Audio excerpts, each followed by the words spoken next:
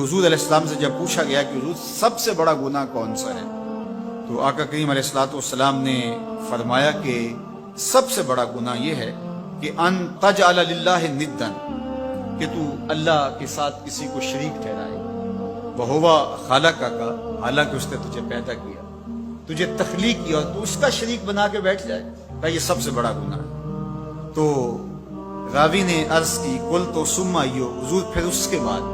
تو آقا کریم نے فرمایا سما ان تقتل ولدک خشیۃ ان یطعم معک، تو بچے کو اس لیے قتل کر دے کہ یہ کس طرح میں اس کو پال سکوں گا، بچے کو ضائع کر دینا، اس کو قتل کر دینا۔ اللہ فرماتا ہے نحن نرزقکم وإیاہم، ہم تمہیں بھی رزق دیتے ہیں، ان کو بھی دیں گے۔ تیسری بات حضور نے فرمایا ان تزانی بحلیلۃ جارک، آپ ہمسائے کی بیوی کے ساتھ بدکاری کریں، تو یہ بڑے گناہوں میں سے۔ ہمسایہ ماں جائے کی طرح ہوتا ہے، اس کی دیوار سانجھی ہوتی ہے، اس کی عزت سانجھی ہوتی ہے، اور اگر کوئی شخص طاق میں رہے اور ہمسایوں کے گھر گھس کے ان کی آبرو ریزی کر دے، تو یہ تین بڑے گناہ جو ہیں ان میں سے ایک بڑا گناہ اللہ کے محبوب علیہ السلام نے ارشاد فرمایا۔ حضرت عبداللہ ابن مسعود رضی اللہ تعالی عنہ سے یہ روایت مروی ہے کہ لا احد اغیر من اللہ عز وجل، اللہ سے زیادہ کوئی غیرت مند نہیں، اللہ سب سے زیادہ غیرت مند، اور اس کی غیرت کا تقاضا یہ ہے وَلِذَالِكَ حَرَّمَ الْفَوَاحِشَ مَا ظَهَرَ مِنْهَا وَمَا بَطَنَ، کہ اس نے بے حیائی کو چاہے وہ پوشیدہ طور پہ کی جائے یا اعلانیہ طور پہ کی جائے اس کو پسند نہیں کیا، اور اس سے اس نے منع کر دیا، لوگوں کو روک دیا، حرام قرار دے دیا، اس لیے کہ وہ خود غیرت مند ہے۔ غیرت مند مالک غیرت کا سبق دیتا ہے اپنی مخلوق کو۔ اللہ تعالیٰ قرآن مجید میں ارشاد فرمایا وَلَا تَقْرَبُوا الْفَوَاحِشَ مَا ظَهَرَ مِنْهَا وَمَا بَطَنَ، فحش کام کے قریب نہ جانا، وہ اعلانیہ طور پہ کرو یا وہ مخفی طور پہ کرو۔ تو مفسرین نے لکھا کہ جو بدکاری ہے وہ مخفی فحش ہے، اور شراب نوشی یہ اعلانیہ فحش ہے۔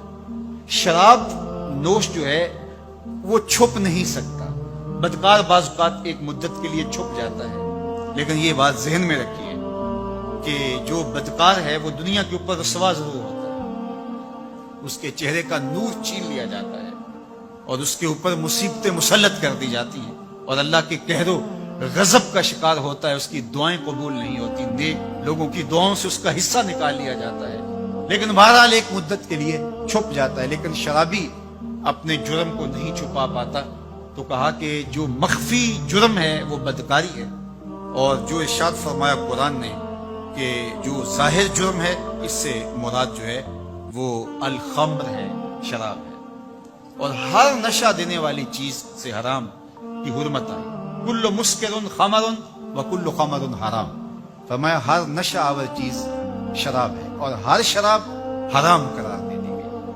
اب یہاں بھی لوگ دلیلیں لے کے بیٹھ جاتے ہیں، میاں وہ بھی ایک مشروب ہے، اس سے کیا فرق پڑتا ہے؟ میاں جب رب نے کہہ دیا تو بات ختم ہو گئی۔ ایک یہودی کے پاس ایک مسلمان مہمان ٹھہرا تو اس نے انگور پیش کیے، تو اس نے بڑے شوق سے لیے، تو تھوڑی دیر کے بعد وہ شراب لے آیا۔ اس نے کہا استغفر اللہ، میں مسلمان ہوں، میں شراب نہیں لیتا۔ تو اس نے ہنس کے کہا یہ جو انگور آپ نے کھائے ہیں شراب اسی سے کشید ہوتی ہے۔ تو اس مسلمان نے کہا کہ آپ کی اہلیہ کدھر ہے؟ تو وہ اپنی اہلیہ کو بلا لایا، تو کہا آپ کی کوئی اولاد بھی ہے؟ کہا ہاں میری بیٹی ہے، اس کو بھی بلا لاؤ۔ تو اس کو بھی بلا لایا۔ جب دونوں آ کھڑی ہوئی تو کہا کہ یہ حلال ہے تیرے لیے اور یہ بیٹی اسی کی ہے، اور یہ حلال نہیں ہے۔ تو جب اس یہودی نے یہ بات سنی فقال اشہد ان لا الہ الا اللہ وحدہ لا شریک لہ واشہد ان محمدا عبدہ ورسولہ۔ اتنی خوبصورت دلیل، اتنی خوبصورت دلیل۔ کہا انگور سے شراب نکلی ہے تو شراب حرام کیوں، انگور حلال کیوں؟ تو کہا مجھے یہ بتاؤ کہ تمہاری بیوی تمہارے لیے حلال ہے، تمہاری بیٹی تمہارے لیے حرام کیوں؟ کہا بات سمجھ میں آ گئی۔ تو میرے رب نے، بعض کا تو اس کی حکمتیں ہمارے علم میں نہیں ہوتی، اور حکمت نہ جاننے کی وجہ سے ہم کہتے ہیں کہ یار یہ بات سمجھ میں نہیں آتی۔ یہی تو ہمیں بتایا گیا کہ جو سمجھ میں آئے اس کو بھی ماننا ہے، جو نہیں سمجھ میں آئے اس کو بھی ماننا ہے۔ ہم جنت کو مانتے ہیں نا، دیکھا ہے، یا رب کو مانتے ہیں، دیکھا ہے، وہ سمجھ میں آتا ہے، تو دل میں تو آتا ہے، سمجھ میں نہیں آتا۔ میں جان گیا بس تیری پہچان یہی۔ ہم تو سب سے بڑی حقیقت کو بغیر دیکھے مانتے ہیں، بغیر سمجھے مانتے ہیں۔ ادراک فہم کی حدود سے ورا ہے، عقل و خرد کے دائروں سے ورا ہے، لیکن اس حقیقت کو ہم مانتے ہیں تو اس کے کہے ہوئے کو کیوں نہیں مانیں گے؟